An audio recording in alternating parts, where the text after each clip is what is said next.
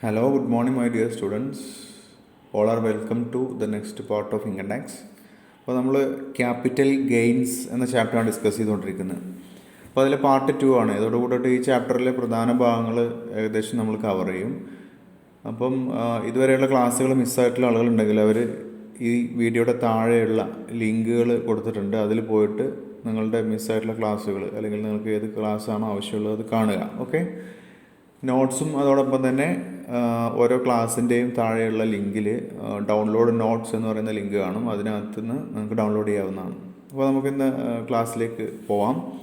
പിന്നെ നമ്മൾ ഡിസ്കസ് ചെയ്യുന്ന പ്രധാനപ്പെട്ട ടോപ്പിക്കുകൾ ക്യാപിറ്റൽ ഗെയിനാണ്. നമ്മളതിലെ ഫസ്റ്റ് പാർട്ടിൽ അതിൻ്റെ ബേസിക് കാര്യങ്ങളാണ് ഡിസ്കസ് ചെയ്തത്. ഇന്നിപ്പം നമുക്ക് മനസ്സിലാക്കാനുള്ളത് ട്രാൻസ്ഫർ എന്ന് പറഞ്ഞാൽ എന്താണ്, അതോടൊപ്പം തന്നെ transactions not regarded as transfer. അതായത് ഒരു ക്യാപിറ്റൽ ഗെയിൻ ഉണ്ടാവണമെന്നുണ്ടെങ്കിൽ നമ്മളൊരു ക്യാപിറ്റൽ അസറ്റിനെ ട്രാൻസ്ഫർ ചെയ്യണം. ഓക്കെ, ആ ട്രാൻസ്ഫർ എന്താണ്, ഏതൊക്കെയാണ് ട്രാൻസ്ഫർ എന്ന രീതിയിൽ ആ ഗണത്തിൽ പെടുത്തുന്നത്, അതിൽ പെടാത്തത് ഏത്, പിന്നെ ഈ ക്യാപിറ്റൽ ഗെയിൻസ് എങ്ങനെയാണ് കമ്പ്യൂട്ട് ചെയ്യുന്നത്, അതിൻ്റെ പ്രോബ്ലംസ്, ഇത്രയും പോർഷനാണ് നമ്മൾ ഇന്നത്തെ ക്ലാസ്സിൽ ഡിസ്കസ് ചെയ്യാൻ ഉദ്ദേശിക്കുന്നത്. ഓക്കെ, അപ്പോൾ നമുക്ക് ആദ്യമായിട്ട് ട്രാൻസ്ഫറിലേക്ക് പോവാം. Transfer section 247. Transfer in relation to a capital asset includes. ഒരു ക്യാപിറ്റൽ അസറ്റിൻ്റെ ട്രാൻസ്ഫർ എന്ന് പറഞ്ഞു കഴിഞ്ഞാൽ അതിൽ ഉൾക്കൊള്ളുന്ന കാര്യങ്ങളാണ്. ഇതെല്ലാം ട്രാൻസ്ഫറിനകത്ത് വരുന്നതാണ്. ഓക്കെ, അപ്പോൾ അതിലൊന്ന് വരിക sale, exchange and relinquishment of the asset. ഒരു അസറ്റിൻ്റെ അത് സെയിൽ ചെയ്യുക, അല്ലെങ്കിൽ അത് നമ്മൾ എക്സ്ചേഞ്ച് ചെയ്യുന്നു, അല്ലെങ്കിൽ അതിൻ്റെ റെലിങ്ക്വിഷ്മെൻ്റ് ആണ്. റെലിങ്ക്വിഷ് ചെയ്യുക എന്ന് പറഞ്ഞു കഴിഞ്ഞാൽ ഒരു അസറ്റ് എന്താ പറയുക, ഗിവ് അപ്പ് ചെയ്യുക അല്ലെങ്കിൽ അബാൻഡൺ ചെയ്യുക എന്നൊക്കെയാണ് അതിൻ്റെ അർത്ഥം. ഓക്കെ, അപ്പോൾ അതിലൂടെ that property becomes the property of someone else. മറ്റൊരാളുടെ പ്രോപ്പർട്ടി ആയിട്ട് അത് മാറുന്നു. ആ രീതിയിൽ നമ്മൾ ആ അസറ്റിനെ ഉപേക്ഷിക്കപ്പെടുകയാണ് ചെയ്യുന്നത്. ഇതിങ്ങനെ ചെയ്യുന്നതാണ് നമ്മൾ റെലിങ്ക്വിഷ്മെൻ്റ് എന്ന് പറയുക. അപ്പോൾ അങ്ങനെ ചെയ്യുമ്പോൾ ഈ 3 കാര്യം സംഭവിച്ചു കഴിഞ്ഞാലും അതിനെ നമ്മൾ ട്രാൻസ്ഫർ ആയിട്ടാണ് പരിഗണിക്കുന്നത്. കാരണം ട്രാൻസ്ഫർ ചെയ്യുമ്പോഴാണ് എന്ത് വരിക, ക്യാപിറ്റൽ ഗെയിൻ വരുന്നത്. അത് ഒന്നുകിൽ ഷോർട്ട് ടൈം ഗെയിൻ ആവാം, അല്ലെങ്കിൽ ലോങ് ടൈം ഗെയിൻ ആവാം. അത് എങ്ങനെയാണെന്നുള്ളത് നമ്മൾ കഴിഞ്ഞ ക്ലാസ്സിൽ മനസ്സിലാക്കി. ആ അസറ്റ് എത്ര കാലം കൈവശം വെച്ചു, ട്രാൻസ്ഫർ ചെയ്യുന്ന ആ സമയം വരെ എത്ര കാലം കൈവശം വെച്ചു എന്നതിൻ്റെ അടിസ്ഥാനത്തിലാണ് അവിടെ ക്യാപിറ്റൽ ഗെയിൻ ഷോർട്ട് ടേം ആണോ ലോങ് ടേം ആണോ എന്ന് ഡിറ്റർമൈൻ ചെയ്യുന്നത്. അത് നമ്മൾ ലാസ്റ്റ് ക്ലാസ്സിൽ മനസ്സിലാക്കിയിട്ടുണ്ട് അല്ലേ. ഒരു 36 മന്ത്സിൻ്റെ കാലയളവ് നമ്മൾ പറഞ്ഞിരുന്നു. 36 മാസം ഒരു അസറ്റ് കൈവശം വെക്കുകയാണെങ്കിൽ ആ 36 മാസം വരെയാണ് വെക്കുന്നതെങ്കിൽ അതിന് നമ്മൾ ഷോർട്ട് ടേം എന്ന വിഭാഗത്തിലും, 36 മാസത്തിൽ കൂടുതലാണ് ഒരു അസറ്റ് കൈവശം വെക്കുന്നു അതിനുശേഷമാണ് ട്രാൻസ്ഫർ ചെയ്യുന്നതെങ്കിൽ അതിൽ നിന്ന് വരുന്ന ഗെയിനിനെ ലോങ് ടേം ക്യാപിറ്റൽ ഗെയിൻ എന്നും പറയുന്നതാണ്. പിന്നെ ആ 36 മാസത്തിൽ നമ്മളൊരു എക്സംഷൻ കണ്ടിരുന്നു, 2 എണ്ണം ഓർക്കുന്നുണ്ടല്ലോ. ഒന്ന് 12 മന്ത്സിൽ വരുന്നതും പിന്നെ ഒന്ന് 24 മന്ത്സും ആണ്. അപ്പോൾ ആ കാറ്റഗറിയിൽ നമ്മൾ കഴിഞ്ഞ ക്ലാസ്സിൽ ഡിസ്കസ് ചെയ്തതിൽ ആ 12 മന്ത്സിൻ്റെ കാറ്റഗറിയിൽ വരുന്നത് 12 മന്ത്സ് വരെ അതിനെ ഷോർട്ട് ടേം ആയിട്ട് കൺസിഡർ ചെയ്യുള്ളൂ. 12 മന്ത്സിൽ കൂടുതലായാൽ അത് ലോങ് ടേമിലേക്ക് പോകുന്നു. ഓക്കെ, അതുപോലെ 24 മന്ത്സും 24 മന്ത്സിൽ പെട്ട ആ കാര്യങ്ങൾ 24 മന്ത്സ് വരെ ഷോർട്ട് ടേം ആയിട്ട് കണക്കാക്കും. അതിൽ കൂടുതൽ കാലയളവിലേക്ക് കൈവശം വെച്ചിട്ടാണ് ട്രാൻസ്ഫർ ചെയ്യുന്നത് എങ്കിൽ അത് ലോങ് ടേം ഗെയിനായിട്ടും കണക്കാക്കുന്നു. ആ കേസിൽ ആ 36 മാസം എന്നുള്ളത് ബാധകമല്ല. ഓക്കെ, 36-ൽ താഴെയാണെങ്കിലും അത് ഷോർട്ട് ടേം ആയിട്ട് കണക്കാക്കുന്നു. ആ പറഞ്ഞ പീരീഡിൻ്റെ മുകളിലേക്ക് കയറി കഴിഞ്ഞാൽ 36-ൽ, അതായത് 12-ൻ്റെയോ അല്ലെങ്കിൽ 24 മാസത്തിൻ്റെയോ മുകളിലേക്ക് പോയാൽ അത് ലോങ് ടേം ക്യാപിറ്റൽ ഗെയിനായിട്ടാണ് കണക്കാക്കുന്നത്. ഓക്കെ, ആ 36 മാസം അതിന് ബാധകമല്ല എന്നർത്ഥം. ഓക്കെ, അത് ക്ലിയർ ആയല്ലോ. അത് കഴിഞ്ഞ ക്ലാസ്സിൽ ഒരു ക്ലാരിറ്റി കുറവുള്ളതായിട്ട് എനിക്ക് പിന്നീട് അത് നോക്കിയ സമയത്ത് തോന്നിയിരുന്നു. അതുകൊണ്ടാണ് ഞാനിപ്പോൾ അത് ഡീറ്റെയിൽ ആയിട്ടൊന്നുകൂടെ പറഞ്ഞത്. ഓക്കെ, ഇനി രണ്ടാമത്തെ കാര്യം, extinguishment of any right in an asset. ഒരു അസറ്റിലുള്ള ഏതെങ്കിലും ഒരു റൈറ്റ് എക്സ്റ്റിങ്ക്വിഷ് ചെയ്യുക എന്നുള്ളതാണ്. അപ്പോൾ എക്സ്റ്റിങ്ക്വിഷ്മെൻറ്റ് എന്നുള്ളതുകൊണ്ട് ഉദ്ദേശിക്കുന്നത് അതിൻ്റെ മീനിങ്ങും ഇതുപോലെ തന്നെ ഒരു ടോട്ടൽ ഡിസ്ട്രക്ഷൻ അല്ലെങ്കിൽ to put a total end to എന്നൊക്കെയാണ്. തീർത്തും നമ്മൾ അവസാനിപ്പിക്കുക, അത് ടോട്ടലി ഡിസ്ട്രോയ് ചെയ്യുക എന്നൊക്കെയുള്ളൊരു മീനിങ് ആണ്. അപ്പോൾ ഒരു അസറ്റിലുള്ള റൈറ്റ് നമ്മൾ ഈ രീതിയിൽ ചെയ്യുക എന്നുള്ളതാണ്. അപ്പോൾ അതിന് നമുക്ക് ഒന്ന് രണ്ട് എക്സാമ്പിൾസൊക്കെ പറയാൻ പറ്റും. ഇപ്പോൾ ഒന്ന് റിഡക്ഷൻ ഓഫ് ഷെയർ ക്യാപിറ്റൽ. കമ്പനികൾ ഷെയർ റെഡ്യൂസ് ചെയ്യാറുണ്ട്. റിഡക്ഷൻ ചെയ്യാന്ന് പറഞ്ഞു കഴിഞ്ഞാൽ ഷെയർ നമ്മൾ ആളുകൾക്ക് അത് റിഡംഷൻ ചെയ്യൂല, ഷെയർ റിഡംഷൻ ചെയ്യും. ഷെയർ എടുത്ത ആളുകൾക്ക് ആ ഷെയർ കമ്പനി പിന്നെ അത് റിട്ടേൺ ചെയ്യുന്ന ഒരു അവസ്ഥയുണ്ട്. അവരുടെ കയ്യിൽ നിന്ന് വാങ്ങിച്ച പൈസ തിരിച്ചു കൊടുത്ത് ഷെയർ കമ്പനി വാങ്ങിച്ച് അവരെ ഇടപാട് തീർത്ത് വിടുന്നൊരവസ്ഥ. അതിനാണ് നമ്മൾ റിഡക്ഷൻ ഓഫ് ഷെയർ ക്യാപിറ്റലിലൂടെ ചെയ്യുന്നത്. അപ്പോൾ ഇങ്ങനെ ചെയ്യുമ്പം ഇവിടെ എന്താ സംഭവിക്കുന്നത്? ഈ ഷെയർ എടുത്ത ആളുകളുടെ ആ അവകാശം അല്ലെ, അവരുടെ ആ proportionate right in the share capital of that particular company, അത് എക്സ്റ്റിങ്ക്വിഷ് ചെയ്യുന്നുണ്ടെന്നുള്ളതാണ്. അതിൻ്റെ എക്സ്റ്റിങ്ക്വിഷ്മെൻ്റ് അവിടെ സംഭവിക്കുന്നുണ്ട്. ഓക്കെ, അല്ലെങ്കിൽ അത് അവിടെ അവസാനിക്കുന്നുണ്ട്. അവർക്ക് പിന്നീട് അങ്ങനെ റൈറ്റ് ഇല്ല. അപ്പോൾ അതിന് ആ സന്ദർഭത്തിൽ അതിനെ ഒരു ട്രാൻസ്ഫർ ആയിട്ട് കണക്കാക്കും എന്നുള്ളതാണ്. ഇൻകം ടാക്സിൻ്റെ പോയിൻ്റ് ഓഫ് വ്യൂവിൽ ഷെയർ റിഡക്ഷൻ ചെയ്ത് കഴിഞ്ഞാൽ ആ ഷെയർ റിഡക്ഷൻ എന്തായിട്ട് കണക്കാക്കുന്നു? ഒരു ട്രാൻസ്ഫർ ആയിട്ടാണ് കണക്കാക്കുന്നത്. അതുകൊണ്ട് തന്നെ നമുക്ക് കുറച്ചും കൂടെ ഡീപ്പായിട്ട് പോയി കഴിഞ്ഞാൽ അവിടെ നമുക്ക് കാണാൻ പറ്റും ഫോർഫീച്ചർ ഓഫ് ഷെയർ നമ്മൾ പഠിച്ചിട്ടുണ്ടായിരിക്കും. ഫോർഫീറ്റ് ചെയ്യുന്നു, ഷെയർ ഫോർഫീറ്റ് ചെയ്യുമ്പോൾ സംഭവിക്കുന്നത് ഇത് തന്നെയാണ്. ഓക്കെ, ആ ഒരു ഷെയർ ക്യാപിറ്റലിലുള്ള അവരുടെ റൈറ്റ് അവിടെ ഇല്ലാതായി പോവുകയാണ് ചെയ്യുന്നത് ഷെയർ ഹോൾഡേഴ്സിൻ്റെ. അതും ട്രാൻസ്ഫർ ആയിട്ടാണ് കണക്കാക്കുന്നത്. അവിടെ ഒരു പ്രശ്നം എന്താണെന്ന് വെച്ച് കഴിഞ്ഞാൽ, ഇപ്പോൾ ഈ കേസിൽ റിഡക്ഷൻ ചെയ്യുകയാണെങ്കിൽ ഇവിടെ കൺസിഡറേഷൻ വരുന്നുണ്ട്. അതായത് കമ്പനി ഷെയർ ഹോൾഡേഴ്സിന് ഇവിടെ പൈസ തിരികെ കൊടുക്കുന്നു. എന്നാൽ നേരത്തെ നമ്മൾ പറഞ്ഞ ഷെയർ ഫോർഫീറ്റ് ചെയ്യുകയാണെങ്കിൽ ഷെയർ കണ്ടുകെട്ടൽ എന്ന് പറയും മലയാളത്തിൽ. ഓക്കെ, അത് പല റീസൺസ് കൊണ്ടുണ്ടാകുന്ന നേരത്തെ ക്ലാസ്സുകളിൽ പഠിച്ചിട്ടുണ്ടായിരിക്കും. ഷെയർ എടുത്ത ആൾ അതിൻ്റെ ക്യാഷ് അടക്കാത്തത് കാരണം കമ്പനി അതിനെ തിരിച്ചെടുത്തേക്കാം. അതിനാണ് നമ്മൾ ഷെയറിൻ്റെ കണ്ടുകെട്ടൽ അല്ലെങ്കിൽ ഫോർഫീച്ചർ ഓഫ് ഷെയർസ് എന്ന് പറയാം. അപ്പോൾ ആ കേസിൽ പോലും അതിനെ എന്തായിട്ടാണ് ഇൻകം ടാക്സിൻ്റെ പോയിൻ്റ് ഓഫ് വ്യൂവിൽ കാണുന്നത്? ട്രാൻസ്ഫർ ആയിട്ടാണ് കാണുന്നത്. അവിടെ യഥാർത്ഥത്തിൽ എന്ത് കിട്ടുന്നില്ല? ആ ഷെയർ ഹോൾഡർക്ക് യാതൊരുവിധ കൺസിഡറേഷനും, അതായത് അവരുടെ ഷെയറുകൾ തിരിച്ചെടുക്കുമ്പോൾ അവർക്ക് അടച്ച പൈസയിൽ നിന്നൊന്നും സാധാരണഗതിയിൽ കിട്ടുന്നില്ല. എന്നാൽ പോലും അവിടെ അതിനെ ട്രാൻസ്ഫർ ആയിട്ടാണ് കണക്കാക്കുക എന്നുള്ളതാണ്. ഓക്കെ, അപ്പോൾ ഇത് മനസ്സിലായാലും ഇതിനാണ് നമ്മൾ എക്സ്റ്റിങ്ക്വിഷ്മെൻ്റ് എന്ന് പറയുന്നത്. And third one is compulsory acquisition of an asset under any law. നിലവിലുള്ള ഏതെങ്കിലും ഒരു ലോ, അതിൽ കമ്പൽസറി അക്വിസിഷനാണ്. സാധാരണഗതിയിൽ ഒരു സെയിൽ നടക്കണം, രണ്ട് പാർട്ടിയുടെ ആസെറ്റൊക്കെ അങ്ങോട്ടും ഇങ്ങോട്ടൊക്കെ വേണമല്ലോ. പക്ഷേ അത്തരം കേസുകളല്ലാത്ത സമയങ്ങളിലും ചിലപ്പോൾ ഇങ്ങനെയൊക്കെ നടന്നേക്കാം. അതായത് ഒരു ഫോഴ്സ് ചെയ്തുകൊണ്ടൊക്കെ അക്വയർ ചെയ്യുന്ന ഒരു അവസ്ഥ ഉണ്ടായേക്കാം. അപ്പോൾ അങ്ങനെ വന്നു കഴിഞ്ഞാൽ അവിടെ അത് ട്രാൻസ്ഫർ ആയിട്ട് തന്നെ കണക്കാക്കും. And fourth one is conversion of asset into stock in trade by the owner. അതായത് ഒരു കച്ചവടക്കാരൻ, അദ്ദേഹത്തിൻ്റെ കയ്യിലൊരു അസറ്റ് ഉണ്ട്, അതിനെ അദ്ദേഹം എന്തായിട്ട് കൺവേർട്ട് ചെയ്യുന്നു? സ്റ്റോക്കായിട്ട് കൺവേർട്ട് ചെയ്യുന്നു. ആ കൺവേർഷൻ ചെയ്ത് കഴിഞ്ഞാൽ അതിനെയും ട്രാൻസ്ഫർ ആയിട്ട് കണക്കാക്കും എന്നർത്ഥം. ഇനി മറ്റൊന്നുള്ള transfer of immovable property under section 53A of the transfer of property act 1882. അപ്പോൾ ട്രാൻസ്ഫർ ഓഫ് പ്രോപ്പർട്ടി ആക്ടിൻ്റെ സെക്ഷൻ 53A പ്രകാരം ഒരു ഇമ്മൂവബിൾ പ്രോപ്പർട്ടി ട്രാൻസാക്ഷൻ ചെയ്തു കഴിഞ്ഞാൽ അതിനെയും ട്രാൻസ്ഫർ ആയിട്ട് കണക്കാക്കുന്നു എന്നുള്ളതാണ്. ഓക്കെ, അതായത് ഇപ്പോൾ അവിടെ ഒരു ഇമ്മൂവബിൾ പ്രോപ്പർട്ടിയുടെ കേസ് വരുന്നത് അതിൻ്റെ പൊസഷൻ അല്ലെങ്കിൽ ആ ഒരു ട്രാൻസാക്ഷനിൽ എങ്ങനെ സംഭവിക്കുന്നു? In which the possession is allowed against part performance of contract.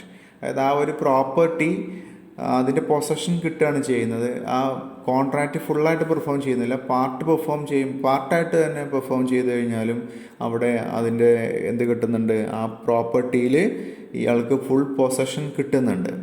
Okay, അങ്ങനെ ഫുൾ പൊസഷൻ അല്ലെങ്കിൽ കംപ്ലീറ്റ് പൊസഷൻ കിട്ടുന്ന അത്തരം ആ കേസ് ഡിസ്കസ് ചെയ്യുന്നതാണ് 53A എന്ന് പറയുന്നത്. ഓക്കെ, അപ്പോൾ അവിടെ ഒരു ഇമ്മൂവബിൾ പ്രോപ്പർട്ടിയുടെ ട്രാൻസാക്ഷൻ നടക്കുകയാണ് ചെയ്യുന്നത്. അതായത് അതിൻ്റെ മുഴുവൻ പൈസയൊന്നും കൊടുക്കുന്നില്ല. അപ്പോൾ ഒരു എക്സാമ്പിൾ പറഞ്ഞാൽ ഇയാൾ ഒരു അഡ്വാൻസോ അങ്ങനെ എന്തെങ്കിലുമൊക്കെ കൊടുക്കാമെന്ന് പറഞ്ഞു, അത് കൊടുത്തു, അവിടെ പാർട്ട് പെർഫോമൻസ് ആയല്ലോ. അപ്പോൾ അത് കൊടുക്കുന്നതോടുകൂടെ തന്നെ ആ ഒരു പ്രോപ്പർട്ടിയുടെ പൊസഷൻ അയാൾക്ക് കിട്ടുന്നു. അപ്പോൾ ആ ഒരു സാഹചര്യത്തിലും ആ ഒരു പ്രോപ്പർട്ടിയെ ട്രാൻസ്ഫർ ചെയ്തതായിട്ട് തന്നെ കണക്കാക്കും എന്ന്. ഓക്കെ, ഇനി F, any transaction which has the effect of transferring or enabling the enjoyment of any immovable property. അതായത് ഒരു ഇടപാട് നടക്കുന്നു, അതിൻ്റെ ഒരു എഫക്റ്റ് എന്ന് പറഞ്ഞു കഴിഞ്ഞാൽ ഒരു ഇമ്മൂവബിൾ പ്രോപ്പർട്ടി എൻജോയ് ചെയ്യാൻ അതുവഴി കാരണമാവുകയാണ് ചെയ്യുക, അല്ലെങ്കിൽ അത് ട്രാൻസ്ഫർ ചെയ്യുന്ന പോലെയാണ്. ഒരു ഇമ്മൂവബിൾ പ്രോപ്പർട്ടി ട്രാൻസ്ഫർ ചെയ്യുന്ന പോലെയോ അല്ലെങ്കിൽ അത് എൻജോയ് ചെയ്യുന്ന രീതിയിലോ ഉള്ള ഒരു എഫക്റ്റാണ് ആ ഇടപാടിൽ ഉണ്ടാകുന്നത്. അതായത് ഇപ്പോൾ ഒരു കമ്പനിയിലോ ഒക്കെ കമ്പനിയുടെ ബിൽഡിങ്ങും മറ്റും അതിലെ മെമ്പറായിട്ടുള്ള ഒരാൾക്ക് താമസിക്കാൻ വേണ്ടിയിട്ട് മറ്റൊക്കെ അലോട്ട് ചെയ്ത് കൊടുക്കുക. അപ്പോൾ അങ്ങനെയൊക്കെ വരുമ്പോൾ ഒരു ബെനിഫിറ്റ് അയാൾ അവിടെ എൻജോയ് ചെയ്യാനുള്ള ചെയ്യുന്നത് ആ ഇമ്മൂവബിൾ പ്രോപ്പർട്ടിയിൽ. അപ്പോൾ അത് കോപ്പറേറ്റീവ് സൊസൈറ്റിയുടെ കേസിലൊക്കെ സംഭവങ്ങൾ ഡിസ്കസ് ചെയ്യുന്നുണ്ട്. ഓക്കെ, അപ്പോൾ അങ്ങനെ വന്നു കഴിഞ്ഞാലും ചുരുക്കത്തിൽ ആ ഒരു ബെനിഫിറ്റ് അയാൾ എൻജോയ് ചെയ്യുന്നു ഈ ഒരു ഇമ്മൂവബിൾ പ്രോപ്പർട്ടിയിൽ നിന്ന്. അപ്പോൾ അവിടെയും അതിനെ ഒരു ട്രാൻസ്ഫറായിട്ട് കണക്കാക്കുന്നു എന്നുള്ളതാണ്. ഇനി G, maturity or redemption of A zero coupon bond. അത് കൂടുതലായിട്ടൊന്നും പറയാനില്ല, ഒരു സീറോ കൂപ്പൺ ബോണ്ട് റിഡംഷൻ ചെയ്യുകയാണ് അല്ലെങ്കിൽ അത് മെച്യൂരിറ്റി എത്തുകയാണ്. അപ്പോഴും അതിനെ നമ്മളൊരു ട്രാൻസ്ഫറായിട്ട് കണക്കാക്കുന്നു എന്നുള്ളതാണ്. അപ്പോൾ ഈ ട്രാൻസ്ഫറായിട്ട് കണക്കാക്കിയാലൊക്കെ അതിൻ്റെ ഒരു മീനിങ് എന്താണ്? ഈ ട്രാൻസ്ഫറിലാണ് എന്ത് വരിക? ക്യാപിറ്റൽ ഗെയിൻ വരുന്നത്. അപ്പോൾ ഈ സന്ദർഭങ്ങളിലെല്ലാം തന്നെ ക്യാപിറ്റൽ ഗെയിൻ ഉണ്ടാവുന്നുണ്ട്. അത് ഒന്നുകിൽ it may be either short term capital gain or long term capital gain, which depends upon how long that particular asset was held by the assessee.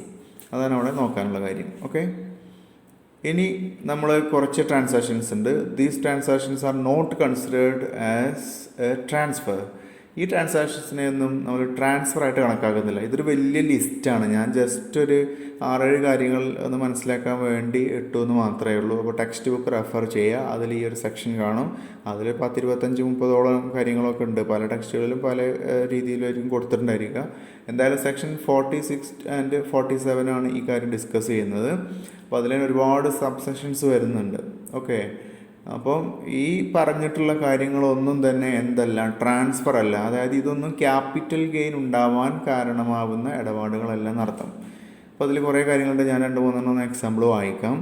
ഒന്ന് അത് പറയുന്നത് 46(1) ആണ് section. Any distribution of capital asset in the event of liquidation by a company to its shareholders shall not be treated as transfer in the hands of the company. അതായത് ഒരു company liquidation ചെയ്യുന്നു, company liquidate ചെയ്യാണ്. ആ സമയത്ത് ആ company അതിൻ്റെ share ഹോൾഡേഴ്സിന് distribute ചെയ്യുന്ന ക്യാപിറ്റൽ അസറ്റുകൾ, ഓക്കെ, അതിനെ ഒരു ട്രാൻസ്ഫറായിട്ട് കമ്പനിയുടെ ഹാൻഡ്സിൽ നമുക്ക് കണക്കാക്കാൻ കഴിയില്ല എന്നുള്ളതാണ്. അപ്പോൾ ഒരു കമ്പനി ലിക്വിഡേറ്റ് ചെയ്യുമ്പോൾ കമ്പനിയുടെ കൈവശമുള്ള ക്യാപിറ്റൽ അസറ്റ്സ് അതിൻ്റെ ഷെയർ ഹോൾഡേഴ്സിന് കൈമാറ്റം ചെയ്യുന്നതിനെ ട്രാൻസ്ഫറായിട്ട് കണക്കാക്കാൻ സാധിക്കുന്നില്ല എന്നുള്ളതാണ്. അപ്പോൾ അത് ട്രാൻസ്ഫർ അല്ല, അതിൽ നിന്ന് ക്യാപിറ്റൽ ഗെയിൻ ഇല്ല എന്നർത്ഥം. രണ്ടാമത്തെ കാര്യം പറയുന്നത് any distribution of capital asset on the total or partial partition of N HUF, ഒരു ഹിന്ദു അൺഡിവൈഡഡ് ഫാമിലി ബിസിനസ് അറിയാലോ, അത് ടോട്ടലായിട്ടോ അല്ലെങ്കിൽ ഭാഗികമായിട്ടോ പാർട്ടീഷൻ ചെയ്യാണ്. ഓക്കെ, ആ സമയത്ത് അതിൻ്റെ ക്യാപിറ്റൽ അസറ്റ്സ് ഡിസ്ട്രിബ്യൂട്ട് ചെയ്ത് കഴിഞ്ഞാൽ അതിനെയും ട്രാൻസ്ഫറായിട്ട് കണക്കാക്കാൻ കഴിയില്ല എന്നുള്ളതാണ്. മൂന്നാമത് പറയുന്നത് any transfer of a capital asset under A gift, ഒരു ഗിഫ്റ്റായിട്ട് കിട്ടിയിട്ടുള്ള ഒരു ക്യാപിറ്റൽ അസറ്റാണ്, അല്ലെങ്കിൽ വില്ലേറ്റ് വിൽപത്രത്തിൻ്റെ വഴി അങ്ങനെ കിട്ടുന്നതാണ്, അല്ലെങ്കിൽ ഓർ ഇറിവോക്കബിൾ ട്രസ്റ്റാണ് ആ രീതിയിൽ കിട്ടുന്നത്. ഇപ്പോൾ ഇങ്ങനെയൊന്നും കിട്ടുന്ന ഒരു ക്യാപിറ്റൽ അസറ്റിനെ നമ്മൾ ട്രാൻസ്ഫറായിട്ട് കണക്കാക്കാൻ കഴിയില്ല എന്നുള്ളതാണ്. ഓക്കെ, അവിടെ ഒരു എക്സെപ്ഷൻ അതിൽ വരുന്നുണ്ട്. അതായത് gift of shares acquired through ESOP ആണ്, എംപ്ലോയി സ്റ്റോക്ക് ഓപ്ഷൻസ് പ്ലാനിലൂടെ അക്വയർ ചെയ്യുന്ന ഷെയറുകൾ, അത് ഗിഫ്റ്റായിട്ട് അക്വയർ ചെയ്യുന്ന ഷെയറുകളാണെങ്കിലും അത് ഇതിന് ബാധകമല്ല. ഓക്കെ, അതിന് ട്രാൻസ്ഫറായിട്ട് തന്നെ കണക്കാക്കുന്നു എന്നർത്ഥം. പിന്നെ any transfer of a capital asset by 100% holding company to its Indian subsidiary company, ഒരു 100% ഹോൾഡിംഗ് കമ്പനിയുള്ള കമ്പനി അതിൻ്റെ ഇന്ത്യൻ സബ്സിഡിയറി കമ്പനിക്ക് ട്രാൻസ്ഫർ ചെയ്യുന്ന ക്യാപിറ്റൽ അസറ്റും ട്രാൻസ്ഫർ അല്ല. ഓക്കെ, പിന്നെ any transfer of a capital asset by 100% subsidiary company to its Indian holding company, ഒരു 100% subsidiary company അതിൻ്റെ ഇന്ത്യൻ ഹോൾഡിംഗ് കമ്പനിയിലേക്ക് ട്രാൻസ്ഫർ ചെയ്യുന്ന ക്യാപിറ്റൽ അസറ്റും ട്രാൻസ്ഫർ അല്ല. അപ്പോൾ ഇങ്ങനെയുള്ള കുറച്ച് കാര്യങ്ങളാണ്. അത് ബാക്കി ഒന്ന് വായിച്ച് നോക്കുക കേട്ടോ. പറ്റുമെങ്കിൽ കുറച്ച് കാര്യങ്ങളൊക്കെ അതൊന്ന് പഠിച്ച് വെക്കുക, ഏതൊക്കെയാണ് എന്നുള്ളതൊരു 10 പോയിൻറ്റുകൾ ഇതിലെഴുതിയിട്ടുള്ള ഒരു 3, 2, 5, 3, 8 പോയിൻറ്റ്സ് ഉണ്ട്. ഇതെങ്കിലും മിനിമം നിങ്ങളൊന്ന് ബൈ ഹാർട്ട് ചെയ്ത് വെക്കുക. ഏതൊക്കെയാണ് ട്രാൻസ്ഫർ ആയിട്ട് കൺസിഡർ ചെയ്യാത്ത ട്രാൻസാക്ഷൻസ് എന്നുള്ളത്. അത് കുറച്ചുകൂടെ ഓർത്തിരിക്കാൻ എളുപ്പമുള്ള കാര്യങ്ങളാണ് ഇതിൽ ചേർത്തിട്ടുള്ളത്. ഓക്കെ, ബാക്കിയൊക്കെ വായിച്ച് നോക്കിയാൽ മനസ്സിലാക്കാവുന്നതേ ഉള്ളൂ. ഇനി ഞാൻ വായിച്ച് സമയം കളയുന്നില്ല. ഓക്കെ, നെക്സ്റ്റ് ഇനി നമുക്ക് മനസ്സിലാക്കാനുള്ളത് ഇതിൻ്റെ കമ്പ്യൂട്ടേഷനാണ്. Computation of capital gain, section 48. അപ്പോൾ ക്യാപിറ്റൽ ഗെയിൻ നമുക്ക് എങ്ങനെ കമ്പ്യൂട്ട് ചെയ്യാം എന്നാണ്. അപ്പോൾ ക്യാപിറ്റൽ ഗെയിൻ എന്ന് പറയുമ്പോൾ നമ്മൾ മനസ്സിലാക്കേണ്ടത് ലോങ് ടേം ക്യാപിറ്റൽ ഗെയിനും ഉണ്ട്, അതുപോലെ ഷോർട്ട് ടേം ക്യാപിറ്റൽ ഗെയിനും വരുന്നുണ്ട്. അപ്പോൾ അതിൽ ആദ്യം പഠിക്കാനുള്ളത് ഷോർട്ട് ടേം ക്യാപിറ്റൽ ഗെയിൻ ആണ്. How the short term capital gain is computed. അപ്പോൾ അതിൻ്റെ ഒരു മോഡലാണ് ഇവിടെ കൊടുത്തിട്ടുള്ളത്. ഇതാണ് അതിൻ്റെ ഒരു എന്താ പറയുക, സ്പെസിമെൻ എന്ന് പറയുക. ഈ ഫോർമാറ്റിലാണ് അതിലേക്കുള്ള കാര്യങ്ങളൊക്കെ എഴുതി നമ്മൾ ചെയ്യേണ്ടത്. ഇവിടെ ആദ്യം ഒരു ഹെഡിങ് നമ്മൾ കൊടുക്കും, computation of capital gain of എന്ന് പറഞ്ഞിട്ട് എന്തിൻ്റെ ആണെങ്കിലും അത് ചെയ്യുക, ഫോർ ദി അസസ്മെൻറ്റ് ഇയർ ഏതാണെങ്കിലും അത്. ഓക്കെ, ഇനി അവിടെ പർട്ടിക്കുലേഴ്സ്, ഡീറ്റെയിൽസ്, എമൗണ്ട് 3 കോളം കാണാം. സെയിൽ കൺസിഡറേഷൻ എന്നാണ് ആദ്യം വരിക. അതായത് നമ്മളൊരു പ്രോപ്പർട്ടി എന്ത് ചെയ്യുന്നു, അവിടെ സെയിൽ ചെയ്യുമല്ലോ, അല്ലെങ്കിൽ അവിടെ ട്രാൻസ്ഫർ ചെയ്യും. ട്രാൻസ്ഫർ ചെയ്യുമ്പോൾ നമുക്ക് അതിൽ നിന്നൊരു എമൗണ്ട് കിട്ടൂലേ, അതാണ് അവിടെ വരിക, സെയിൽ കൺസിഡറേഷൻ. അതായത് ഫുൾ വാല്യൂ ഓഫ് കൺസിഡറേഷൻ അത് നമ്മൾ കിട്ടുന്നു, ഇവിടെ എഴുതുന്നു. ഓക്കെ, നെക്സ്റ്റ് അതിൽ നിന്ന് ലെസ് എക്സ്പെൻസസ് ഓൺ ട്രാൻസ്ഫർ. ഈ ട്രാൻസ്ഫറുമായി ബന്ധപ്പെട്ട് വന്ന എക്സ്പെൻസുകൾ ഉണ്ടാവും, അതെന്തൊക്കെയാണെന്ന് നമുക്ക് മനസ്സിലാക്കാം. അത് മൈനസ് ചെയ്യുന്നു രണ്ടാമത്. ഓക്കെ, അപ്പോൾ അതിൽ നിന്ന്, അപ്പോൾ ആ വിറ്റ് കിട്ടിയ ക്യാഷിൽ നിന്ന് അത് വിൽക്കാൻ വേണ്ടി അല്ലെങ്കിൽ ട്രാൻസ്ഫറുമായി ബന്ധപ്പെട്ട് വന്ന എക്സ്പെൻസ് മൈനസ് ചെയ്ത് കഴിഞ്ഞാൽ we will get net sale consideration. Okay, ഈ നെറ്റ് സെയിൽ കൺസിഡറേഷനിൽ നിന്നും വീണ്ടും നമ്മൾ ലെസ് ചെയ്യുക. ഒന്ന് ലെസ് ചെയ്യേണ്ടത് കോസ്റ്റ് ഓഫ് അക്വിസിഷൻ. അതായത് ഈ ഒരു പർട്ടിക്കുലർ അസറ്റ് ഉണ്ടല്ലോ, അതൊരു ക്യാപിറ്റൽ അസറ്റ്, അത് നമുക്ക് നേരത്തെ അക്വയർ ചെയ്യാൻ വന്നൊരു കോസ്റ്റ് ഉണ്ടായിരിക്കും, അതാണ് കോസ്റ്റ് ഓഫ് അക്വിസിഷൻ. അത് നമുക്ക് മനസ്സിലാക്കാം, താഴെ അതിൻ്റെ ടേംസ് എക്സ്പ്ലെയിൻ ചെയ്യുന്നുണ്ട്. അപ്പോൾ അങ്ങനെയുള്ളൊരു കോസ്റ്റ് ഓഫ് അക്വിസിഷൻ ഉണ്ടായിരിക്കും, അത് നമുക്കതിൽ നിന്ന് മൈനസ് ചെയ്യാം. പിന്നെ മറ്റൊന്നുള്ളത് കോസ്റ്റ് ഓഫ് ഇമ്പ്രൂവ്മെൻ്റ് ആണ്. കോസ്റ്റ് ഓഫ് ഇമ്പ്രൂവ്മെൻറ്റ്, അതായത് ഈ ഒരു ക്യാപിറ്റൽ അസറ്റ് ഇമ്പ്രൂവ് ചെയ്യുന്നതിന് വേണ്ടിയിട്ട് കോസ്റ്റ് വന്നിട്ടുണ്ടാവാം. അപ്പോൾ ആ 2 കോസ്റ്റ് നമുക്ക് ഈ നെറ്റ് സെയിൽ കൺസിഡറേഷനിൽ നിന്ന് മൈനസ് ചെയ്യാവുന്നതാണ്. എന്നിട്ട് ബാലൻസ് വരുന്ന ഒരു തുക ഉണ്ടായിരിക്കും, അതാണ് അതിൻ്റെ ഷോർട്ട് ടേം ക്യാപിറ്റൽ ഗെയിൻ എന്ന് പറയുന്നത്. ഓക്കെ, ഇനി അതിൽ നിന്ന് നമുക്ക് വീണ്ടും എക്സെപ്ഷൻ കേസുകൾ വരുന്നുണ്ട്. ഈ എക്സംഷൻസ് അതൊന്ന് മൈനസ് ചെയ്ത് കഴിഞ്ഞാൽ taxable short term capital gain എത്രയാണെന്ന് കിട്ടും. ഓക്കെ, അപ്പോൾ അതൊന്ന് നമുക്ക് പ്രോബ്ലം ചെയ്യുന്ന സമയത്ത് മനസ്സിലാക്കാം. ഇനി ഇവിടെ ഒരു നോട്ട് കൊടുത്തിട്ടുണ്ട്, അതൊന്ന് മനസ്സിലാക്കി വെക്കുക. സിമ്പിളായിട്ടുള്ള ഒരു കാര്യമാണ്. അതായത് ഈ ക്യാപിറ്റൽ ഗെയിൻ എന്നുള്ള ഹെഡിൽ നമ്മൾ ചാർജ് ചെയ്യുന്ന ഇൻകം ഉണ്ടല്ലോ, അത് കമ്പ്യൂട്ട് ചെയ്യുന്ന സമയത്ത്, നമ്മൾ കാൽക്കുലേറ്റ് ചെയ്യുന്ന സമയത്ത് അതിനകത്ത് സെക്യൂരിറ്റി ട്രാൻസാക്ഷൻ ടാക്സുമായി ബന്ധപ്പെട്ടുകൊണ്ട് എന്തെങ്കിലും തുക കൊടുത്തിട്ടുണ്ടെങ്കിൽ അത് ഡിഡക്ഷനായിട്ട് അനുവദിച്ച് കിട്ടൂല എന്നാണ് അവിടെ പറഞ്ഞിട്ടുള്ളത്. ഓക്കെ, ഇനി നമുക്കതിൽ ഇപ്പോൾ ഈ ഒരു ടേബിളിൽ നിങ്ങൾ കാണുന്ന ടേംസ് ഉണ്ടാവും, അതിൻ്റെ എക്സ്പ്ലനേഷൻ ജസ്റ്റ് ഒന്ന് നോക്കാം, എന്നാലും അവിടെ പറഞ്ഞ കാര്യം മനസ്സിലാവുള്ളൂ. Meaning of terms used in the computation. ഈ കമ്പ്യൂട്ടേഷനിൽ നമ്മൾ ഉപയോഗിക്കുന്ന ടേംസ് ഉണ്ട്, അതിൻ്റെ മീനിങ്സ് ആണ്. ഫസ്റ്റ് വൺ, സെയിൽ കൺസിഡറേഷൻ അല്ലെങ്കിൽ ഫുൾ വാല്യൂ ഓഫ് കൺസിഡറേഷൻ. അത് ഞാൻ പറഞ്ഞു, it refers to sale value of the asset. ആ അസറ്റിൻ്റെ സെയിൽ വാല്യൂ ആണ്, എത്ര രൂപയ്ക്കാണോ നമ്മൾ ആ ഒരു അസറ്റ് വിറ്റിട്ടുള്ളത്, അതാണ്. അത് in form of money or money's worth ആവാം, പണത്തിൻ്റെ രൂപത്തിലാവാം, അല്ലെങ്കിൽ പണത്തിൻ്റെ മൂല്യമുള്ള അതെന്തോ ആ രീതിയിലാവാം. എത്രയായാലും അത് എത്രയാണോ അതിൻ്റെ വാല്യൂ, സെയിൽ വാല്യൂ എങ്കിൽ അത്. രണ്ടാമത്തത് എക്സ്പെൻസസ് ഓൺ ട്രാൻസ്ഫർ. നമ്മൾ എക്സ്പെൻസ് മൈനസ് ചെയ്യാന്ന് പറഞ്ഞല്ലോ, അപ്പോൾ അത് ട്രാൻസ്ഫർ ചെയ്യുന്ന സമയത്തുള്ള എക്സ്പെൻസ് എന്നാണ്. അപ്പോൾ അതെന്താണ് അതിനകത്ത് വരിക എന്നാണ് മനസ്സിലാക്കാനുള്ളത്. It means any expenditure incurred wholly and exclusively in connection with such transfer. അപ്പോൾ ഈ ഒരു ട്രാൻസ്ഫറുമായി അതുമായി ബന്ധപ്പെട്ടുകൊണ്ട് വന്നിട്ടുള്ള എക്സ്പെൻഡിച്ചറാണത്. അത് അതിനുവേണ്ടി സെപ്പറേറ്റ് എക്സ്ക്ലൂസീവ്ലി വന്നതാണ്, അതിനുവേണ്ടി മാത്രമായിട്ട് വന്നിട്ടുള്ളതാണ്. ഓക്കെ, ആ എക്സ്പെൻസ് മൊത്തത്തിൽ അതിനുമായിട്ട് വന്നിട്ടുള്ളതാണ്. അങ്ങനെയല്ല നമുക്കതിനെ മനസ്സിലാക്കാം. അതിൻ്റെ കണ്ടീഷനാണത്.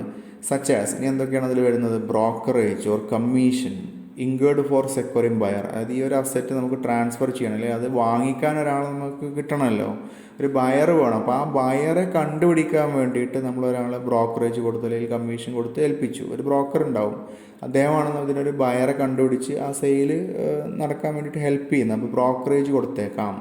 അപ്പോൾ അതിൽ നിന്ന് നമുക്ക് മൈനസ് ചെയ്യാവുന്ന ഒരു എക്സ്പെൻസാണ്. അതുപോലെ തന്നെ cost of stamp and registration fee by the vendor. അതുപോലെ തന്നെ ഈ സ്റ്റാമ്പ് ആൻഡ് രജിസ്ട്രേഷൻ ഫീ അത് വന്നിട്ടുണ്ടാവാം. അതുപോലെ തന്നെ അതുമായി ബന്ധപ്പെട്ടുകൊണ്ടുള്ള ട്രാവലിംഗ് എക്സ്പെൻസ്, അതായത് ഇതിൻ്റെ സെയിലുമായി ബന്ധപ്പെട്ടുകൊണ്ടുള്ള ട്രാവലിംഗ് എക്സ്പെൻസ്. ഇങ്ങനെ വന്നിട്ടുള്ള എക്സ്പെൻസ് എല്ലാം തന്നെ അതിൽ നിന്ന് മൈനസ് ചെയ്യാവുന്നതാണ്. ഇനി മൂന്നാമത്തെ കാര്യം കോസ്റ്റ് ഓഫ് അക്വിസിഷനാണ്. 55(2) സെക്ഷൻ. കോസ്റ്റ് ഓഫ് അക്വിസിഷൻ എന്ന് പറഞ്ഞാൽ അതോട് ഉദ്ദേശിക്കുന്നത് it includes expenditure incurred for acquiring the asset or completing the title of the asset.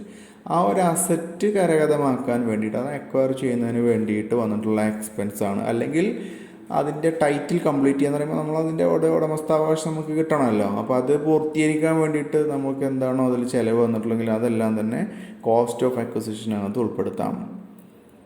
ഇനി നാലാമത് വരുന്നതാണ് cost of improvement. Section 55(1)(b) ആണ്.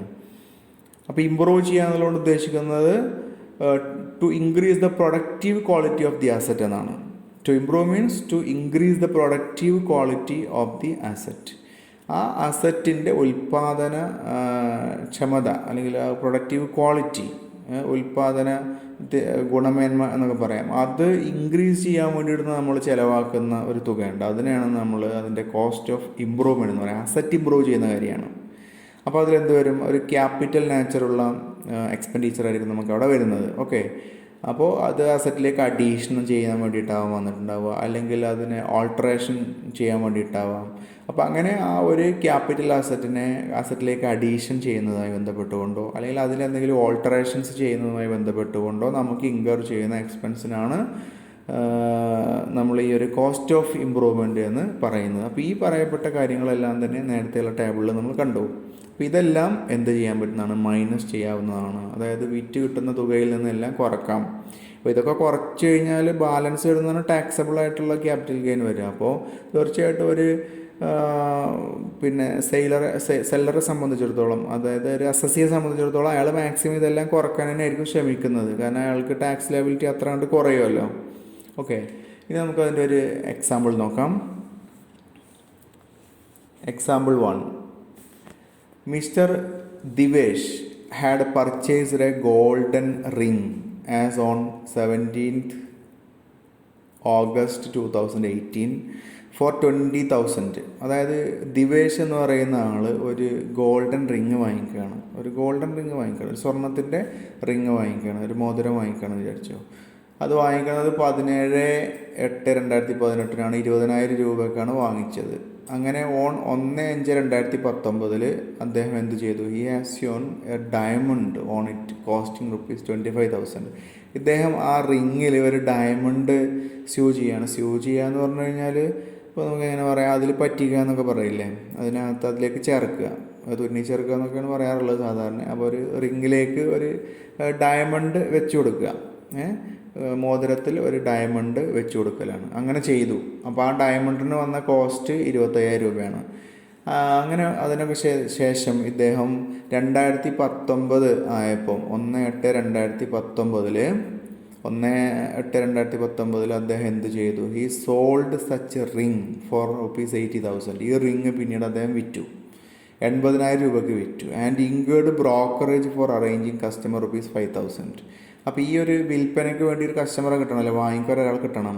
അപ്പോൾ അതിന് വേണ്ടിയിട്ട് അദ്ദേഹം ഒരു ആളെ ഏർപ്പാടാക്കിയിരുന്നു, ഒരു ബ്രോക്കറെ ഏർപ്പാടാക്കിയിരുന്നു. അദ്ദേഹത്തിന് ഒരു 5,000 രൂപ ബ്രോക്കറേജ് ആയിട്ടും കൊടുത്തിട്ടുണ്ട്. ഇതിൽ നിന്നും കമ്പ്യൂട്ട് ക്യാപിറ്റൽ ഗെയിൻ എന്നാണ് ചോദിച്ചിട്ടുള്ളത്. അപ്പോൾ ഇത് സിമ്പിളാണ്. അപ്പോൾ ഹെഡിങ് എഴുതുന്നു, computation of capital gain of mister Divesh four the assessment year 2020-21. അപ്പോൾ ഇതിൽ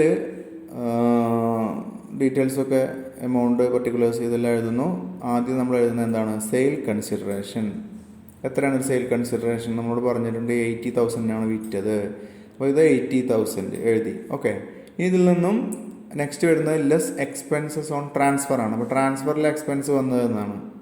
അപ്പോൾ ആ ട്രാൻസ്ഫർ എക്സ്പെൻസ് നമ്മൾ കണ്ടല്ലോ, ഈ ബ്രോക്കറേജ് വന്നിട്ടുണ്ട് 5,000. അപ്പോൾ അത് മൈനസ് ചെയ്യാമെന്ന് പറഞ്ഞിരുന്നു.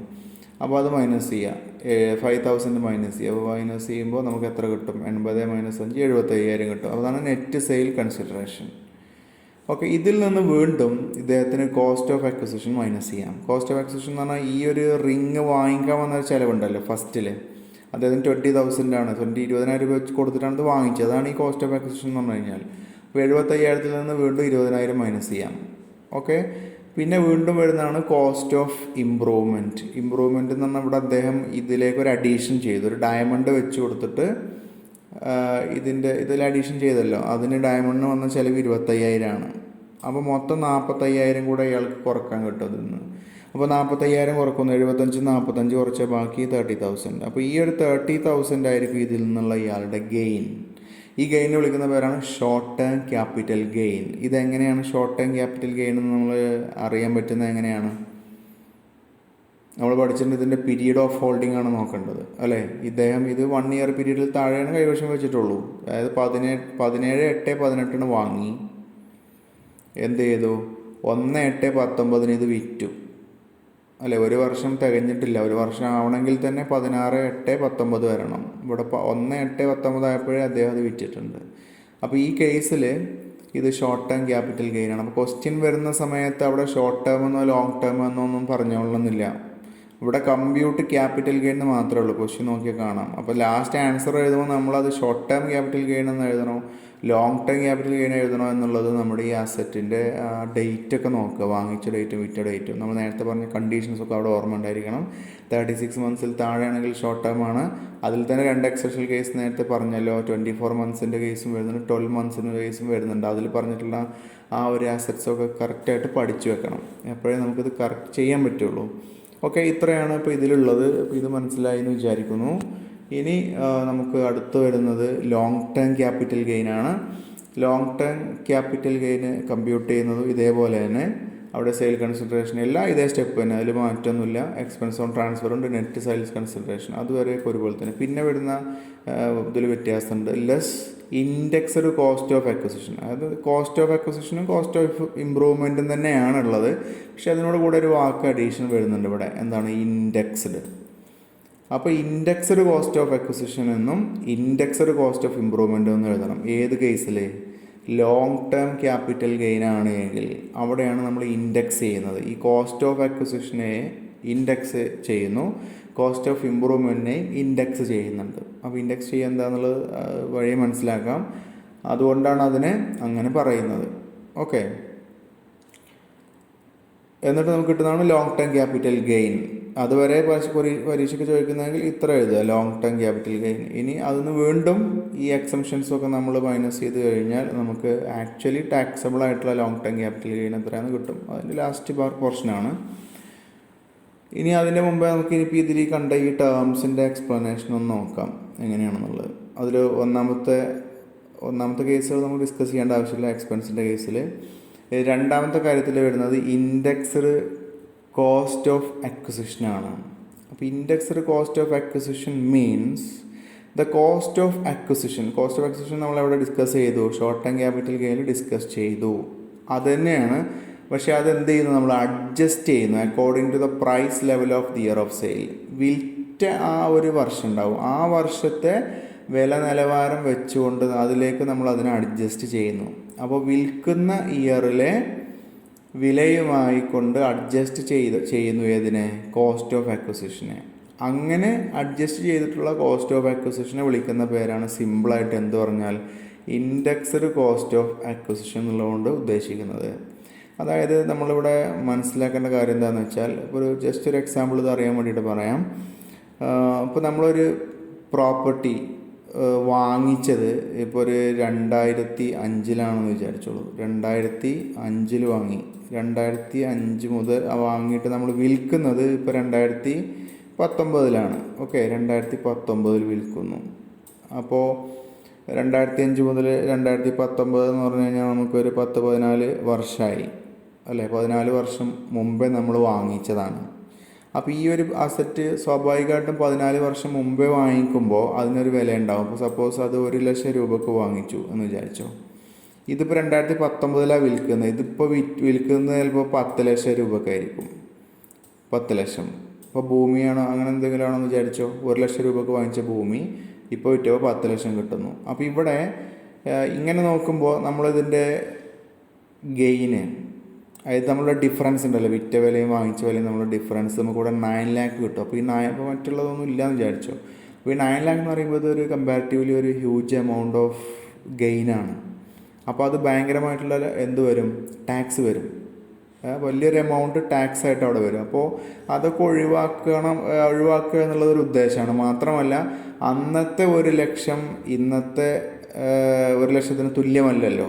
കാരണം വർഷാവർഷങ്ങളിലായിട്ട് എന്ത് വന്നിട്ടുണ്ടായിരിക്കും, ഇൻഫ്ലേഷൻ കയറി വരും, പണപ്പെരുപ്പം വന്നിട്ടുണ്ടാവും. അതുകൊണ്ട് തന്നെ ഈ 14 കൊല്ലം മുന്നേ വാങ്ങിച്ച ആ 1 ലക്ഷം കൊണ്ട്, അല്ലെങ്കിൽ ആ 1 ലക്ഷത്തിന് ഇന്നത്തെ 1 ലക്ഷത്തിൻ്റെ വിലയല്ല ഉള്ളത്. മനസ്സിലായല്ലോ. അപ്പോൾ അതുകൊണ്ട് നമ്മൾ എന്ത് ചെയ്യണം, അന്നത്തെ 1 ലക്ഷത്തിന് ഇന്നത്തെ 1 ലക്ഷമായിട്ട് കൺവേർട്ട് ചെയ്യണം. ഇന്നത്തെ 1 ലക്ഷത്തിന് അല്ലെങ്കിൽ ഇന്നത്തെ റേറ്റിലേക്ക് അതിനെ കൺവേർട്ട് ചെയ്യണം. അതിന് വേണ്ടിയിട്ടാണ് നമ്മൾ ഈ ഒരു ഇൻഡെക്സ് യൂസ് ചെയ്യുന്നത്. ഓക്കെ, അപ്പോൾ നമ്മളിപ്പോൾ 2019 ഈ പ്രോപ്പർട്ടി വിറ്റത് എങ്കിൽ 2019 ഇത് വാങ്ങിയിരുന്നുവെങ്കിൽ എത്രയായിരിക്കും എന്നൊരു രീതിയിലേക്കാണ് നമ്മളതിനെ കാൽക്കുലേറ്റ് ചെയ്യുന്നത്. അപ്പോൾ 2005 വാങ്ങിയിട്ടുള്ള 1 ലക്ഷത്തിനെ 2019 നമ്മൾ കൺവേർട്ട് ചെയ്യുന്നു. അപ്പോൾ ചിലപ്പോൾ നമുക്ക് കിട്ടുന്നത് സപ്പോസ് ഒരു 8 ലക്ഷം കിട്ടിയെന്ന് വിചാരിച്ചോ. അപ്പോൾ ഇത് 1 നിന്ന് മാറി വലിയൊരു സംഖ്യയിലേക്ക് വരും. ആ 8 ലക്ഷം കിട്ടിയ സാധനമാണ് നമ്മൾ 10 ലക്ഷം കിട്ടുന്നത്. അപ്പോൾ അത് 2 ലക്ഷം അതിൻ്റെ ഡിഫറൻസ് വരുള്ളൂ. ഈ രീതിയിൽ നമ്മൾ അഡ്ജസ്റ്റ് ചെയ്യും. ഓക്കെ, ഇങ്ങനെ അഡ്ജസ്റ്റ് ചെയ്തുകൊണ്ട് വരുന്ന കോസ്റ്റിനെയാണ് ഇൻഡെക്സ്ഡ് കോസ്റ്റ് എന്ന് പറയുന്നത്. അത് ഏത് കോൺസെപ്റ്റിലാണ് ഇൻഡെക്സ്ഡ് കോസ്റ്റ് എന്ന് പറഞ്ഞാൽ ഇതാണ്. ഇനി നോക്കുക, അത് ഇൻഡെക്സ്ഡ് കോസ്റ്റ് ഓഫ് അക്വിസിഷനെ പറ്റിയാണ് ഇവിടെ പറയുന്നത്. അപ്പോൾ അക്വയർ ചെയ്ത കോസ്റ്റിനെ നമ്മൾ ഇൻഡെക്സ് ചെയ്യും. ഓക്കെ, പിന്നെ നമ്മൾ നേരത്തെ രണ്ടാമത് ഇതിൻ്റെ താഴെ മറ്റൊന്ന് കണ്ടല്ലോ മുകളിൽ, അതായത് ഇൻഡെക്സ്ഡ് കോസ്റ്റ് ഓഫ് ഏതുകൊണ്ട് ഇമ്പ്രൂവ്മെൻറ്റും ഉണ്ടാവും. അവിടെ ഇതേ മീനിങ് തന്നെ, ഇമ്പ്രൂവ് ചെയ്തതും ഒരു മുൻ വർഷത്തിലായിരിക്കും. അപ്പോൾ ഈ വർഷത്തെ അന്ന് അതിന് കൊടുത്ത കോസ്റ്റ് ഇപ്പോഴത്തെ കോസ്റ്റുമായിട്ട് കമ്പയർ ചെയ്യുമ്പോൾ ഭയങ്കര ഡിഫറൻസ് ഉണ്ടാവും. അപ്പോൾ അതിന് ഇന്നത്തെ ഒരു കോസ്റ്റിലേക്ക് നമ്മൾ അതിനെ മാറ്റിയെടുക്കും. അപ്പോൾ അതിനെ വിളിക്കുന്ന പേരാണ് ഇൻഡെക്സ്ഡ് കോസ്റ്റ് ഓഫ് ഇമ്പ്രൂവ്മെൻറ്റ്. അത് ഇതിന് തുടർന്ന് വരുന്നുണ്ട്. അപ്പോൾ ഇത് മനസ്സിലാക്കുക. ഇനി ഈ സംഭവത്തിന് തന്നെ സെക്ഷൻ 48 പ്രകാരം ടാക്സിൽ അതിനെ ഡിഫൈൻ ചെയ്യുന്നുണ്ട്. അപ്പോൾ അതൊന്ന് വായിച്ച് നോക്കുക, മനസ്സിലാക്കാൻ പറ്റുമെന്ന് തോന്നുന്നു. Indexed cost of acquisition is an amount which bears to cost of acquisition the same proportion as cost inflation index for the year in which asset is transferred bears to the cost of inflation index for the first year in which the asset was held by the assessee എന്ന് പറയുന്നു. അപ്പോൾ അത് പറയുന്നതിൽ ഇത്രയേ ഉള്ളൂ. ഞാൻ അതിൻ്റെ ഇതിവിടെ വായിക്കാം. അപ്പോൾ നമ്മൾ ഇൻഡെക്സ്ഡ് കോസ്റ്റ് ഓഫ് അക്വിസിഷനാണ് കാണുന്നത്. താഴെ വൈറ്റ് പോർഷനിലേക്ക് നോക്കുക. അപ്പോൾ അതെങ്ങനെയാണ്, നമ്മൾ കോസ്റ്റ് ഓഫ് അക്വിസിഷൻ ഉണ്ടായിരിക്കും. നമ്മളിത് അക്വയർ ചെയ്ത ആ സമയത്തുള്ള അതിൻ്റെ കോസ്റ്റ്. ഇപ്പോൾ ഈ കേസിലാണെങ്കിൽ അതിന് 1 lakh എന്ന് നമുക്ക് പറയാം. കോസ്റ്റ് ഓഫ് അക്വിസിഷൻ എന്നുള്ളത് 1 lakh ഈ പറഞ്ഞ എക്സാമ്പിളിൽ ഡിവൈഡഡ് ബൈ അല്ലെങ്കിൽ ഇൻറ്റു. ഇനി ഇവിടെ 2 കാര്യം വരുന്നുണ്ട്. ഒന്ന് index of the year of transfer ആണ്. ഇത് ട്രാൻസ്ഫർ ചെയ്ത സമയത്തെ ഇൻഡെക്സ് എത്ര എന്നുള്ളത് നമ്മൾ നോക്കും. താഴ്ഭാഗത്ത് വരുന്നത് index of the year of അക്വിസിഷനാണ്. അപ്പോൾ 1 ലക്ഷം ഡിവൈഡഡ് ബൈ ഇത് അക്വയർ ചെയ്ത 2005 പറഞ്ഞല്ലോ. ഈ 2005 വർഷത്തിന് ഒരു ഇൻഡെക്സ് ഉണ്ടാവും. ആ ഇൻഡെക്സ് എങ്ങനെ കിട്ടുമെന്ന് ചോദിച്ചാൽ ഇൻഡെക്സ് ഗവൺമെൻറ് ഗസറ്റിൽ നോട്ടിഫൈ ചെയ്യുകയാണ് ചെയ്യുന്നത്. അപ്പോൾ നമുക്കതിനൊരു ടേബിൾ ഉണ്ട്. ആ ടേബിൾ ഇനി അടുത്ത സ്ലൈഡ് വരുമ്പോൾ ലാസ്റ്റിൽ അത് കാണിക്കുന്നുണ്ട്. അപ്പോൾ അത് നമ്മൾ കാണാപ്പാടം പഠിച്ചു വെക്കണം പറ്റുന്നിടത്തോളം. അത് ഞാൻ എടുത്തുമ്പോൾ പറയാം. അപ്പോൾ എന്തായാലും ഒരു ഇൻഡെക്സ് നമുക്ക് തന്നിട്ടുണ്ടാവും. ആ ഇൻഡെക്സ് ഈ അസറ്റ് അക്വയർ ചെയ്ത വർഷത്തിലെ ഇൻഡെക്സ് കൊണ്ട് ആ എമൗണ്ടിനെ ഡിവൈഡ് ചെയ്യുന്നു. അത് ഇൻറ്റു ഇനി ഏത് വർഷത്തിലാണോ ഈ അസറ്റ് വിറ്റത് എങ്കിൽ അല്ലെങ്കിൽ ട്രാൻസ്ഫർ ചെയ്തതെങ്കിൽ ആ വർഷത്തിന് ഒരു ഇൻഡെക്സ് ഉണ്ടാവും. എന്നിട്ട് ആ വർഷത്തെ ഇൻഡെക്സ് കൊണ്ട് അതിനെ മൾട്ടിപ്ലൈ ചെയ്യുന്നു. ഓക്കെ, അപ്പോൾ അങ്ങനെ ആകുമ്പം ഈ 1 lakh ഞാനിപ്പോൾ നേരത്തെ പറഞ്ഞ എക്സാമ്പിളായിട്ടുള്ള 8 ലക്ഷം എന്നുള്ള രീതിയിലേക്ക് അതുകൊണ്ട് കൺവേർട്ട് ചെയ്ത് വരും. മനസ്സിലായല്ലോ. ഇങ്ങനെ ചെയ്യുക എന്നുള്ളതാണ് ഈ ഒരു ഇൻഡെക്സ് ചെയ്യുക എന്നുള്ളത് കൊണ്ട് ഉദ്ദേശിക്കുന്നത്. ഇതിനാണ് ഇൻഡെക്സ്ഡ് കോസ്റ്റ് ഓഫ് അക്വിസിഷൻ എന്ന് പറയുന്നത്. ഓക്കെ, അതായത് കോസ്റ്റ് ഓഫ് അക്വിസിഷൻ അതിനെ നമ്മൾ ആ അക്വയർ ചെയ്ത വർഷത്തെ ഇൻഡെക്സ് കൊണ്ട് ഡിവൈഡ് ചെയ്തതിന് ശേഷം ഏത് വർഷം ട്രാൻസ്ഫർ ചെയ്തോ ആ വർഷത്തെ ഇൻഡെക്സ് കൊണ്ട് അതിനെ മൾട്ടിപ്ലൈ ചെയ്യുന്നു. അപ്പം പണ്ടത്തെ ആ ഒരു കോസ്റ്റ് ഇപ്പോഴത്തെ കോസ്റ്റിലേക്ക്, അതായത് ട്രാൻസ്ഫർ ചെയ്ത വർഷത്തെ കോസ്റ്റായിട്ട് നമുക്ക് മാറിക്കിട്ടും. അങ്ങനെ ചെയ്യുന്നതാണ് ഇൻഡെക്സ്ഡ് കോസ്റ്റ് ഓഫ് അക്വിസിഷൻ. ഇനി കൂടുതൽ പറയുന്നില്ല, മനസ്സിലായെന്ന് വിചാരിക്കുന്നു. ഇനി രണ്ടാമത്തെ കേസ് ഇപ്പോൾ ഈ പറഞ്ഞ പോലെ തന്നെ ഇൻഡെക്സ്ഡ് കോസ്റ്റ് ഓഫ് ഇമ്പ്രൂവ്മെൻറ്റ്. ഞാനിനി ഇത് പറയുന്നില്ല. അതായത് ഷോർട്ട് ടൈം ക്യാപിറ്റൽ ഗെയിനിൽ നമ്മൾ കോസ്റ്റ് ഓഫ് ഇമ്പ്രൂവ്മെൻറ്റ് പറഞ്ഞു. ആ സാധനം ഇമ്പ്രൂവ് ചെയ്യാൻ വേണ്ടിയിട്ട് വന്ന കോസ്റ്റ്. നേരത്തെ ഇപ്പോൾ നമ്മൾ അതിലൊരു ഡയമണ്ട് വെക്കണ കാര്യം പറഞ്ഞില്ലേ, അതുപോലെ. അപ്പോൾ അങ്ങനെയുള്ള ഒരു കാര്യം നമ്മൾ കുറേ വർഷം മുമ്പായിരിക്കും അതിനെ ഇമ്പ്രൂവ്മെൻറ്റ് ചെയ്തിട്ടുണ്ടാവുക. അപ്പോൾ ആ വർഷത്തെ ആ കോസ്റ്റ് എടുക്കുന്നു, എന്നിട്ട് ആ വർഷത്തെ ഇൻഡെക്സ് കൊണ്ട് അതിനെ ഡിവൈഡ് ചെയ്ത് ഏത് വർഷമാണോ ഈ അസറ്റ് ട്രാൻസ്ഫർ ചെയ്യുന്നതെങ്കിൽ ആ വർഷം കൊണ്ട് അതിനെ മൾട്ടിപ്ലൈ ചെയ്യുന്നു. നേരത്തെ ചെയ്ത അതേ പ്രൊസീജിയർ തന്നെ ഇവിടെയും ചെയ്യുന്നു. ആ പേര് മാറുന്നുണ്ടെന്ന് മാത്രം, അത് ഇമ്പ്രൂവ്മെൻ്റ് ആയിട്ട് മാറുന്നു. ഇതിനകത്തുള്ള ഡെഫിനേഷനിൽ ആ പേരാണ് വ്യത്യാസം വരുന്നത്, വേറെ മാറ്റമൊന്നുമില്ല. അത് സിമ്പിളാണ്. ഓക്കെ, അപ്പോൾ അങ്ങനെയാണെങ്കിൽ ആ പണ്ട് വന്ന കോസ്റ്റ് ട്രാൻസ്ഫർ ചെയ്ത വർഷത്തിലായിരുന്നെങ്കിൽ എത്രയൊക്കെ വരും എന്നുള്ള രീതിയിൽ അത് കൺവേർട്ട് ചെയ്ത് വരും, കുറച്ച് കൂടി വരും. ഓക്കെ, പണ്ട് 1000 ആണെങ്കിൽ അത് ഇപ്പോൾ 1000 അല്ല വരിക, അത് ആ വർഷത്തെ ഇൻഡെക്സിനനുസരിച്ചുകൊണ്ട് ഇൻക്രീസ് ചെയ്തിട്ട് വരും. ഓക്കെ, ഇനി അതിലെ മൂന്നാമത്തെ ടേമാണ് ഈ ഇൻഡെക്സിൻ്റെ സംഭവം. ഏത്? കോസ്റ്റ് ഇൻഫ്ലേഷൻ ഇൻഡെക്സ് എന്ന് പറയും. ഇതാണ് ഞാൻ നേരത്തെ പറഞ്ഞ ഇൻഡെക്സ്. അപ്പോൾ അവിടെ 2001, 2002 വർഷം, ഇവിടെ 2001, 2002 വരും. അവിടെ നിന്ന് കണ്ട അതാണ് അതിൻ്റെ ബേസ് ഇയർ ആയിട്ട് നമ്മൾ കണക്കാക്കുന്നത്, ബേസ് ഇയർ, അടിസ്ഥാന വർഷം. അപ്പോൾ ആ വർഷത്തിലെ ഇൻഡെക്സ് 100 എന്ന് പറഞ്ഞാൽ 2002, 2003 മുമ്പാണ് ഒരു അസറ്റ് അക്വയർ ചെയ്തിട്ടുള്ളത് എങ്കിൽ അതിൻ്റെ അക്വയർ ചെയ്ത വർഷത്തെ ഇൻഡെക്സ് എന്ന് പറഞ്ഞില്ലേ, അത് ഇടേണ്ടത് എപ്പോഴും എത്രയായിരിക്കും? 100 താഴെ എത്ര വരിക? 100 വരിക. ഓക്കെ, അപ്പോൾ ഇവിടെ നമുക്ക് 2019, 20 ഇപ്പോൾ പ്രീവിയസ് ഇയർ വരിക. ഇപ്പോഴത്തെ പ്രീവിയസ് ഇയർ, ഇപ്പോൾ അസസ്മെൻറ്റ് ഇയർ 20, 21 അപ്പോൾ ഇതുവരെയുള്ള റേറ്റ് നമുക്ക് അവൈലബിൾ ആണ്. ഈ കോളത്തിൽ കൊടുത്താണ് ഈ ഇൻഡെക്സ് എന്ന് പറയുന്നത്. ഓക്കെ, അപ്പോൾ ഞാൻ നേരത്തെ പറഞ്ഞ എക്സാമ്പിൾ ഇപ്പോൾ 2005 വർഷത്തിലായിരുന്നു. അപ്പോൾ 2005 ഇവിടെ 117. അപ്പോൾ നേരത്തെ പറഞ്ഞ എക്സാമ്പിളാണ് എങ്ങനെ വരും? 1,00,000 ഡിവൈഡഡ് ബൈ ഈ 117 ഇൻറ്റു അത് വിറ്റത് ഇപ്പോൾ 2019 19, 20 വിൽക്കുന്നതെങ്കിൽ ഇവിടെ 289 അതിൻ്റെ ഇൻഡെക്സ്. അതിനെ നമ്മൾ എത്രയിലേക്ക് മാറ്റും? 289 മാറ്റും. ഇങ്ങനെ മാറ്റും, അതായത് ഇവിടെ 1,00,000 കേട്ടോ, ഇങ്ങനെ മാറ്റും. അപ്പോൾ നമുക്ക് ഈ 1,00,000 കൂടി വരും. ഓക്കെ, അങ്ങനെയാണ് നമ്മൾ അതിനെ ഇൻഡെക്സ് ചെയ്യുന്നത്. അപ്പോൾ ഇതാണ് കോസ്റ്റ് ഇൻഫ്ലേഷൻ ഇൻഡെക്സ്. അപ്പോൾ ഈ കോസ്റ്റ് ഇൻഫ്ലേഷൻ ഇൻഡെക്സ് എന്ന് പറഞ്ഞാൽ അതിൻ്റെ ഒരു ഉദ്ദേശം മനസ്സിലായല്ലോ. പണപ്പെരുപ്പം സംഭവിച്ചുകൊണ്ടിരിക്കുന്ന ഓരോ വർഷവും. അപ്പോൾ അതിനനുസരിച്ചുകൊണ്ട് നമ്മളൊരു ഈ ഇൻഫ്ലേഷൻ ഇൻഡെക്സ് ചെയ്യും. ഇത് ഗവൺമെൻറ്റാണ് ചെയ്യുന്നത്, സെൻട്രൽ ഗവൺമെൻറ് ഒരു ഗസറ്റിൽ അത് നോട്ടിഫൈ ചെയ്യുന്നു. അത് ചെയ്യുന്ന ഒരു രീതിയൊക്കെ അവിടെ പറയുന്നുണ്ട്. അതായത് ഏത് വർഷമാണോ നമ്മുടെ പ്രീവിയസ് ഇയർ വരുന്നത് എങ്കിൽ ആ പ്രീവിയസ് ഇയറിൻ്റെ മുമ്പത്തെ വർഷത്തിൽ വന്നിട്ടുള്ള ആ ഒരു കൺസ്യൂമർ പ്രൈസ് ഇൻഡെക്സ് ഉണ്ട്, അതുമായി അതിന് ആ വർഷത്തെ രണ്ടും റിലേറ്റ് ചെയ്തുകൊണ്ടാണ് നമ്മളത് ചെയ്യുന്നത്. അപ്പോൾ അതിലുള്ളൊരു ഏകദേശം 75% ആവറേജ് റൈസ് ഈ ഒരു ഉപഭോക്തൃ വില സൂചികയിൽ, അർബൻ ഏരിയയിലുള്ളതാണ് ഉപഭോക്തൃ വില സൂചികയിൽ വന്നിട്ടുള്ള ശരാശരി 75% റൈസ് കണക്കാക്കി, വർധനവ് കണക്കാക്കിക്കൊണ്ട് നമ്മൾ കണ്ടുപിടിക്കുന്ന അങ്ങനെ ക്രിയേറ്റ് ചെയ്യുന്ന ഒരു ഇൻഡെക്സാണ് ഈ ഒരു കോസ്റ്റ് ഇൻഫ്ലേഷൻ ഇൻഡെക്സ് എന്നുള്ളത്. ഓക്കെ, അപ്പോൾ അത് അതിനെ പറ്റിയിട്ട് അത്രയും കാര്യം മനസ്സിലാക്കി വെക്കുക. അപ്പോൾ ഈ ഒരു ടേബിള് കാണാതെ പഠിച്ചു വെക്കുക തന്നെ വേണം. മിക്കവാറും ഉള്ള ചോദ്യങ്ങളിലൊക്കെ എന്ത് തരാറുണ്ട്? ഈ മുൻപത്തെ വർഷത്തെ ഇൻഡെക്സ് ഇത്രയാണെന്ന് ഒരു ക്വസ്റ്റ്യനിൽ പറയും, കാരണം അത് ഓർത്തിരിക്കണ്ടേ. അപ്പോൾ അതിൻ്റെ ഒരു ബുദ്ധിമുട്ടുള്ളത് കൊണ്ട് ക്വസ്റ്റ്യനിൽ തരാറുണ്ട് മിക്കവാറും ഒക്കെ. എന്നാലും അത് ഗ്യാരണ്ടി ചെയ്യാനൊന്നും നമുക്ക് പറ്റില്ല. അപ്പോൾ അതുകൊണ്ട് അതൊന്ന് പഠിച്ചു വെക്കാൻ ശ്രമിക്കുക. ഓക്കെ, ഇനി ഒരു എക്സാമ്പിളോടുകൂടെ നമുക്ക് ഇവിടെ നിർത്താം. ഇപ്പോൾ ഒരുപാട് സമയമായി, ഈ ക്ലിപ്പ് കുറച്ച് നീണ്ടുപോയെന്ന് തോന്നുന്നു. എന്തായാലും ഇത് നിങ്ങൾ മൊത്തം കേൾക്കും എന്ന് വിചാരിക്കുന്നു. പിന്നെ എക്സാമ്പിൾ 2 ആണ്, ഇല്ലുസ്ട്രേഷൻ 2. അപ്പോൾ 23 December 2019 Rajat sold 500 gram of സോൾഡാണ്. അയാൾ 500 ഗ്രാം ഗോൾഡ് സോൾഡ് വിറ്റു. The sale consideration of which was 13,50,000. അത് വിറ്റത് 13.5 ലക്ഷം രൂപക്കാണ്. വിറ്റ ഡേറ്റ് നോക്കുക 2019 ഇയറിൽ നോക്കിയാൽ മതി. 2019 വിറ്റത് 13.5 lakh. He had acquired this gold on 20th August 2000. കണ്ടോ, 2000 ഓഗസ്റ്റ് 20 ഇദ്ദേഹം ഈ ഗോൾഡ് അന്ന് വാങ്ങിയത്. എന്നിട്ട് 19 കൊല്ലമായി. ഇപ്പോൾ 19 കൊല്ലത്തിന് ശേഷം അദ്ദേഹം ഗോൾഡ് വിൽക്കണം. അന്ന് 4 ലക്ഷം രൂപ കൊടുത്ത് വാങ്ങിച്ച ഗോൾഡാണ്. ഇപ്പോൾ അത് 13.5 ലക്ഷം രൂപക്കാണ് വിറ്റത്.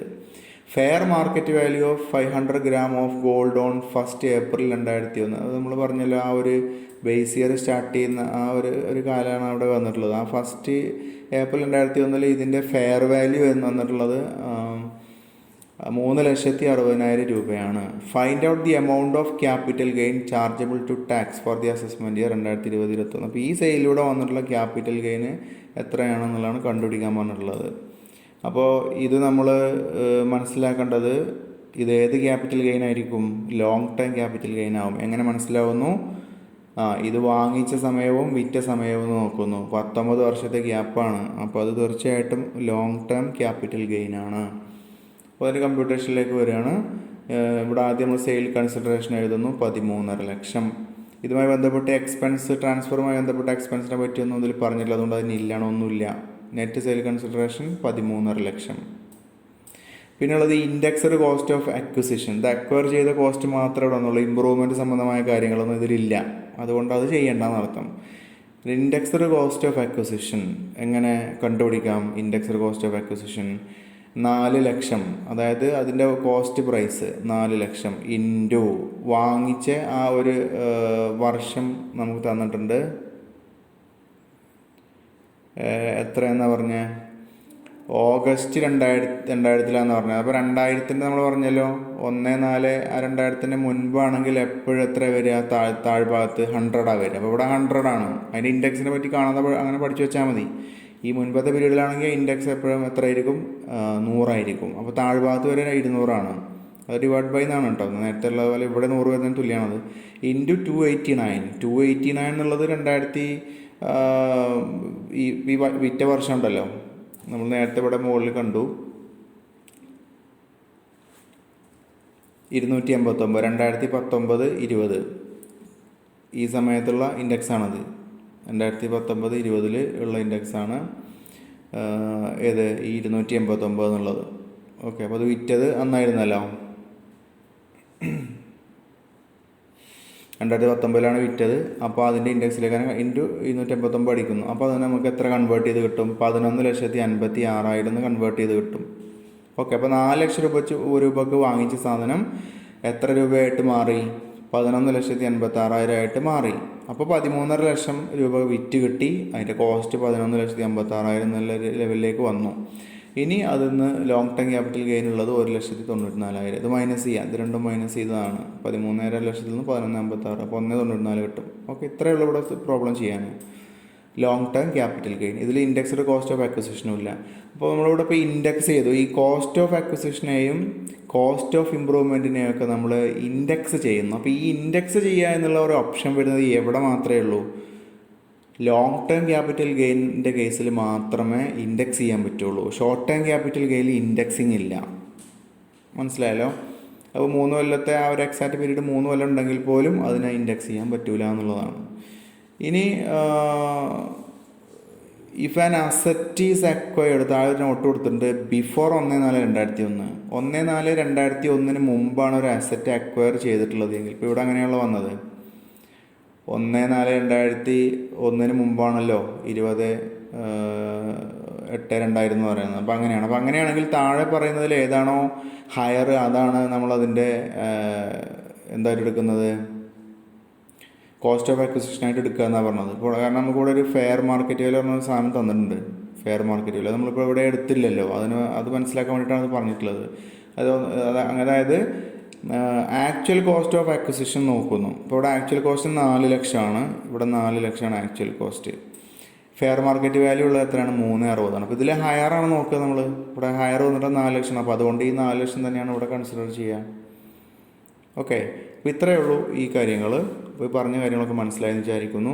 ഏകദേശം ഒരു 40 മിനിറ്റ് ആയി, ഈ 43 മിനിറ്റായി. അപ്പോൾ എന്തായാലും ഇത് ഫുള്ളായിട്ട് നിങ്ങൾ കാണുക. അതിനിത് 2 പാർട്ടാക്കാൻ ഉദ്ദേശിക്കുന്നില്ല, അതുകൊണ്ടാണ്. ഇതോടുകൂടെ ഈ ചാപ്റ്റർ തൽക്കാലം ഇവിടെ അവസാനിപ്പിക്കുകയാണ്. ഒരു ഹോംവർക്ക് ക്വസ്റ്റ്യൻ ഉണ്ട്, അത് നിങ്ങൾ ചെയ്ത് നോക്കുക. ഓക്കെ, എന്തെങ്കിലും ഡൗട്ട്സൊക്കെ വരികയാണെങ്കിൽ കമൻറ്റ് ബോക്സിൽ ചോദിക്കാവുന്നതാണ്. അപ്പോൾ ഈ ക്ലാസ് ഇത്രയും സമയം കണ്ടിരുന്ന എല്ലാവർക്കും ഒരിക്കൽ കൂടെ നന്ദി പറയുന്നു. Thank you for watching.